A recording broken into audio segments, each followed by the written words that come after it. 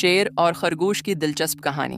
ایک دفعہ کا ذکر ہے کہ ایک جنگل میں ایک طاقتور شیر رہتا تھا۔ اس شیر کی طاقت کی شہرت پورے جنگل میں تھی۔ اس کی دھاڑ سے درخت لرزتے اور تمام جانور اس سے ڈرتے تھے۔ شیر اپنی طاقت کا فائدہ اٹھاتے ہوئے کمزور اور لاچار جانوروں کو تنگ کرتا رہتا تھا۔ جنگل کے چھوٹے چھوٹے جانور اس کے خوف سے ہمیشہ پریشان رہتے۔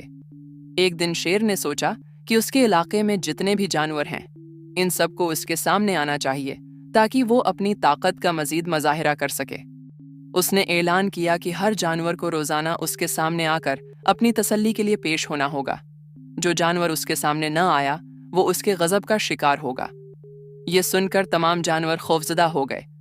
ہر جانور ڈرتے ڈرتے شیر کے سامنے آتا اور اسے خوش کرنے کی کوشش کرتا۔ اس کے باوجود شیر کا غرور تکبر کم نہ ہوا۔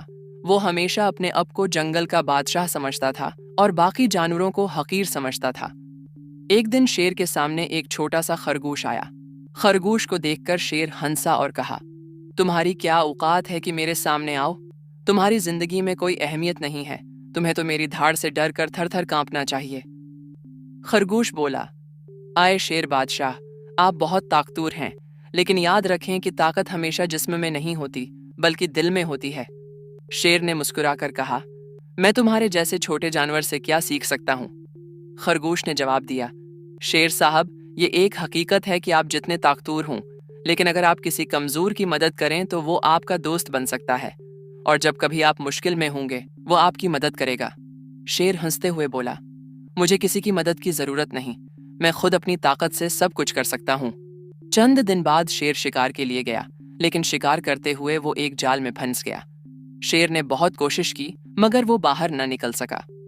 اس کے جسم کی طاقت اس وقت بیکار ثابت ہوئی۔ شیر گھبرایا اور مدد کی صدا دینے لگا۔ خرگوش نے آواز سنی اور فوراً شیر کے پاس پہنچا۔ اس نے جال کی گرہ کو کھولا اور شیر کو آزاد کر دیا۔ شیر نے حیرت سے خرگوش کا شکریہ ادا کیا اور کہا، تم نے میری زندگی بچائی۔ اب مجھے سمجھ میں آیا کہ طاقت صرف جسم میں نہیں ہوتی بلکہ دل میں بھی ہوتی ہے۔ اس کہانی سے ہمیں یہ سیکھنے کو ملتا ہے کہ طاقت صرف جسمانی نہیں ہوتی بلکہ حکمت، دوستی اور مدد کرنے کا جذبہ بھی اہمیت رکھتا ہے۔ انسان یا جانور کی قدر اس کی جسمانی طاقت سے نہیں بلکہ اس کے دل کی بڑائی اور دوسروں کے لیے مدد کے جذبے سے کی جانی چاہیے۔